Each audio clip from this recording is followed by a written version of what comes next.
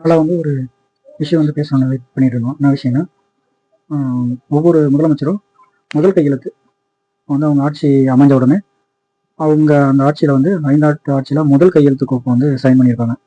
அந்த சைன் வந்து ஒவ்வொருத்தவங்களும் ஒரு மாடலை பின்பற்றிருப்பாங்க. ஒரு கவர்ச்சிகரமான திட்டத்தை கொடுத்துருப்பாங்க, இல்லையா சமுதாயத்தை சார்ந்த திட்டங்களை கொடுத்துருப்பாங்க. ஸோ அந்த திட்டங்களில் நம்ம முதலமைச்சர் வரையாக நம்ம சொல்லலாம், அது என்ன திட்டங்கள்னு சொல்லி பார்க்கலாம். பிஎஸ் குமாரசாமி ராஜா அப்படின்னு குமாரசாமி ராஜா 1949 52 இருந்தார். அவர் வந்து பார்த்தீங்கன்னா சென்னை மாகாணத்தின் முதல் புதிதாக உருவாக்கப்பட்ட போது 1950 இந்திய அரசியலமைப்பு சட்டத்திற்கு ஏற்ப சிவில் சர்வீஸ் நிர்வாக ஒழுங்குமுறையை வந்து மாற்றி அவர் பண்ணியிருக்காரு. அதுக்கப்புறம் பார்த்தீங்கன்னா ராஜகோபாலாச்சாரி அவர்கள் வந்து 1952 2ஆம் உலகப் போருக்கு பிந்தைய உணவுப் பொருள் ரேஷன் முறைகளை தளர்த்தி திறந்தவெளி சந்தையை முறைப்படுத்துவதிலும் நிதி சிக்கன நடவடிக்கைகளும் இவரது ஆரம்ப கால கையெழுத்துக்கள் அமைந்தன. அப்பெல்லாம் வந்து நிதி பற்றாக்குறை பயங்கரமாக இருக்குது. அந்த நிதி பற்றாக்குறை வந்து எப்படி நம்ம கட்டுப்படுத்தணும் அப்படின்னு சொல்லிட்டு அந்த இதில் அவருக்கு சைன் பண்ணியிருந்தாரு. ஐயா காமராஜர் ஐயா வந்து வந்த உடனே முதல் கையெழுத்து என்ன பண்ணியிருக்காருன்னா, குலக்கல்வி திட்டத்தை வந்து ஒழிச்சிருக்காரு. ஸோ இந்த இதுல இருந்து தான் நம்ம ரொம்ப ஆழ்ந்து இது பண்ண போகிறோம். அவர் வந்து ஃபர்ஸ்ட் கையெழுத்து வந்து குலக்கல்வி திட்டத்தை வந்து ஒழிச்சிட்டு முழுமையாக ரத்து பண்ணிட்டு அதுல இருந்து ஏழை குழந்தைகளுக்கு இலவச கட்டாய கல்வி வந்து அவர் கொடுத்திருந்தாரு. ஸோ அதுக்கப்புறம் பார்த்தீங்கன்னா பக்தவச்சலம் அவர்கள் வந்து முதலமைச்சராக இருந்தார். 1963 தனது ஆரம்ப கோப்புகளில் மாநில தொழில்துறை, நவீன மக்கள் மற்றும் விவசாயத்தின் மின்சார கட்டமைப்பு விரிவாக்கத்திற்கு முக்கியத்துவம் அளித்தார். விவசாயத்துக்கான மின்சார கட்டமைப்பு பிளஸ் வந்து விரிவாக்கத்தை வந்து எப்படி வந்து நம்ம கொண்டு போகணும் அப்படிங்கிறத அவர் ரொம்ப இதாக பண்ணியிருந்தாரு. அதுக்கப்புறம் பார்த்தீங்கன்னா தமிழகத்தில் முதல் திராவிட கட்சியா வந்து அண்ணாதுரை வந்து CN அண்ணா அவர்கள் வந்து வந்திருந்தாரு. அவர் வந்து அப்பெல்லாம் வந்து கேள்விப்பட்டிருக்கீங்களான்னு தெரியல, பட் வந்து நம்ம படிச்சிருக்கோம். அந்த படிச்சதுல உங்களுக்கு நான் சொல்றேன். படி அரிசி திட்டம் வந்து முதல்ல அமல்படுத்தினாரு. ₹1 ஒரு படி அரிசி அப்படின்னு சொல்லிட்டு. ஏன்னா அப்போ வந்து உணவு பற்றாக்குறை பயங்கரமா இருந்தது. அந்த உணவு பற்றாக்குறை எப்படி வந்து மக்கள்கிட்ட வந்து நம்ம அந்த உணவு பற்றாக்குறையில வந்து நம்ம வந்து இது பண்ணணும் அப்படின்னு சொல்லிட்டு ரொம்ப யோசிச்சு அந்த விஷயம் வந்து பண்ணியிருந்தாங்க. அது மட்டும் இல்லாம சென்னை மாகாணமா இருந்த நம்ம மாநிலத்தை தமிழ்நாடுன்னு பெயர் சுட்டிருந்தாங்க. ஸோ தமிழ்நாடுன்னு பெயர் சுட்டுறதுக்கு முன்னாடியே நிறைய போராளிகள் இருந்தாங்க. அந்த போராளிகள் வந்து போராடி உயிர் தியாகம்லாம் பண்ணினாங்க. ஆனா அரசியல் ரீதியா, நிர்வாக ரீதியா தமிழ்நாடுன்னு பெயர் கொடுத்தது வந்து CN அண்ணாதுரை அவர்களோட ஆட்சியில வந்திருந்தது. அதுக்கப்புறம் வந்து அண்ணாதுரை இறந்ததுக்கு அப்புறம் கருணாநிதி வந்திருந்தாங்க. 1969, 71, 89 காலகட்டத்துல அவருடைய ஃபர்ஸ்ட் கையெழுத்தா இது இருந்ததுன்னா தொழுநோயாளிகள் மற்றும் பிச்சைக்காரர்கள் மறுவாழ்வு திட்டம். அப்பெல்லாம் பாத்தீங்கன்னா பிச்சைக்காரர்கள் வந்து அதிகமா இருந்திருப்பாங்க. அவங்களுக்காக மறுவாழ்வு திட்டத்தை வந்து அமல்படுத்தினார் அந்த இதுல. அது மட்டும் இல்லாம கைராகி ரிக்ஷா ஒழிக்கும் திட்டம். இந்த கைராகி ரிக்ஷா வந்து இன்னமும் வட இந்திய மாநிலங்கள்ல வந்து இருக்கு. பட் வந்து தமிழ்நாடு போன்ற மாநிலங்கள்ல இந்த திட்டத்தை வந்து 69லயே அதை ஒழிச்சிருக்காங்க. ஓகேங்களா? ஸோ இதுக்கப்புறம் பாத்தீங்கன்னா எம்ஜிஆர் வந்து ஆட்சியில் இருந்தாரு. எம்ஜிஆர் அவர்களோட ஆட்சி காலகட்டத்தில் ஃபர்ஸ்ட் கையெழுத்தா பாத்தீங்கன்னா சத்துணவு திட்டத்தை வந்து அவர் கையெழுத்து போட்டிருந்தாரு. அவரோட ஃபர்ஸ்ட் கையெழுத்து வந்து சத்துணவு திட்டம். ஓகேங்களா? அதுக்கப்புறம் பாத்தீங்கன்னா அம்மா ஜெயலலிதா அம்மா வந்து இருந்தாங்க. அவங்க வந்து மலிவு விலை பாக்கெட் சாராயத்தை வந்து ஒழிச்சு அதுல இருந்து மதுபான உற்பத்தி மற்றும் விற்பனைக்கு முழு தடை வந்து அவங்க கொடுத்திருந்தாங்க. அது 1991 காலகட்டத்தில் வந்து பண்ணியிருந்தாங்க.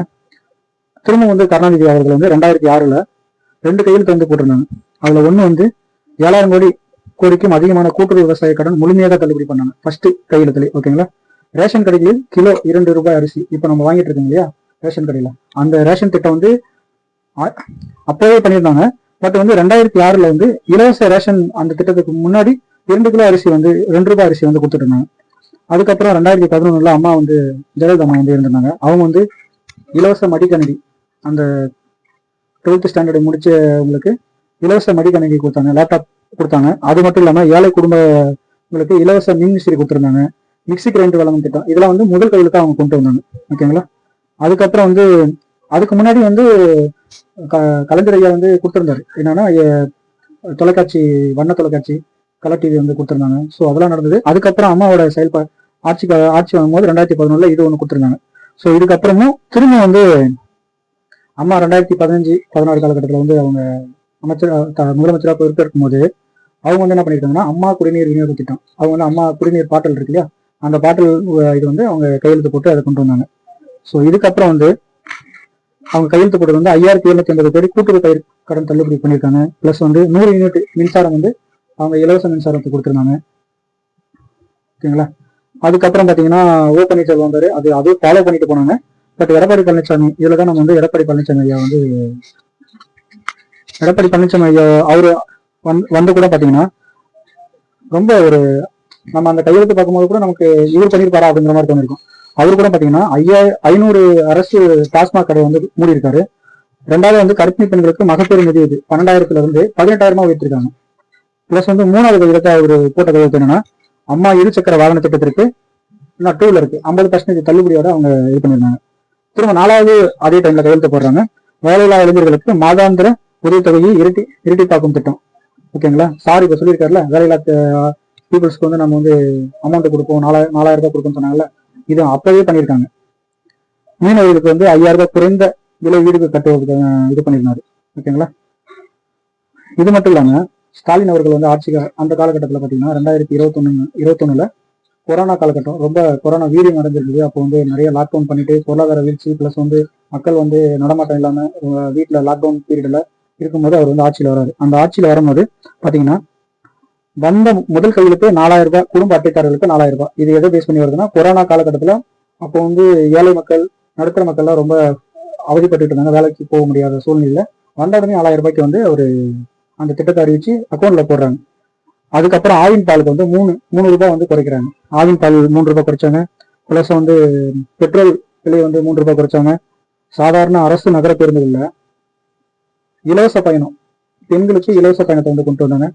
அதே காலகட்டத்தில் பாத்தீங்கன்னா முதலமைச்சர் காப்பீடு திட்டத்தை வந்து தனியார் துறைகளிலும் நம்ம வந்து பண்ணணும் அப்படின்னு சொல்லிட்டு தனியார் அரசு மருத்துவமனையிலையும் இல்ல அந்த ஸ்கீம் வந்து அமல்படுத்தும் போது எங்க அண்ணன் ஜோசப் விஜய் அவர்கள் வந்து 2020 முதல் முறையா, இது யாருமே எதிர்பார்க்காத ஒரு விஷயத்துல அண்ணன் வந்திருந்தாரு.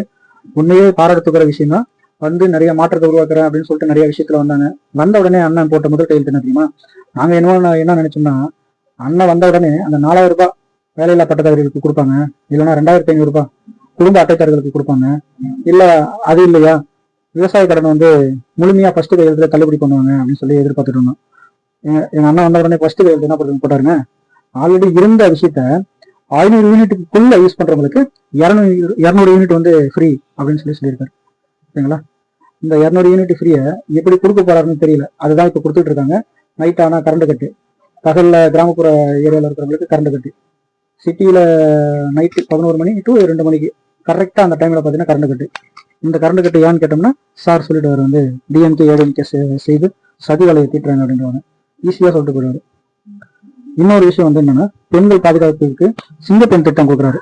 சிங்கப்பெண் திட்டத்துக்கு எத்தனை பீப்புள்ஸ் வந்து நான் போட போறேன், எவ்வளவு பட்ஜெட்ல நான் ஒதுக்க போறேன், என்ன போலீஸ் ஸ்டேஷன் வந்து அமைக்க போறேன், அது என்ன மாதிரி ஸ்கீம் இருக்கும், எத்தனை பேருக்கு இந்த திட்டம் இருக்குன்னு கூட சொல்லாம ஸ்கீம் அனௌன்ஸ்மெண்ட் பண்ணிட்டாங்க. அந்த ஸ்கீம் அனௌன்ஸ்மெண்ட் பண்ணிட்டு திணறாங்க எப்படி அதை கொண்டு வரேன்னு சொல்லிட்டு. என் அண்ணன் கொண்டு வந்த 2 ஸ்கீம்ல 3 ஸ்கீம்ல 2 எப்படி இருக்குன்னு பாத்தீங்களா? 3வது ஸ்கீம் ஒண்ணு கொடுத்துருக்காரு. என்னன்னா 37 மாவட்டங்களையும் உள்ளடக்கிய போதைப்பொருள் தடுப்பு பிரிவு. போதைப்பொருள் தடுப்பு பிரிவு என்னமோ இவர் கொடுத்துருக்காரு. ஆனா அவங்க போதைப்பொருள் தடுப்பு பிரிவுல இருக்காங்க இல்லையா, அவங்க வந்து என்ன சொல்றாங்கன்னா, போதை வந்து இவ்வளவு சீக்கிரமா ஒழிக்க முடியாதுன்னு சொல்றாங்க. ஸோ இது மாதிரி நம்ம தினமும் வந்து இது மாதிரி ஒரு நல்ல செய்திகளை நம்ம பார்க்கலாம், பேசலாம். அதுவரை வந்து எங்களுடைய சேனலுக்கு சப்போர்ட் பண்ணுங்க. நன்றி.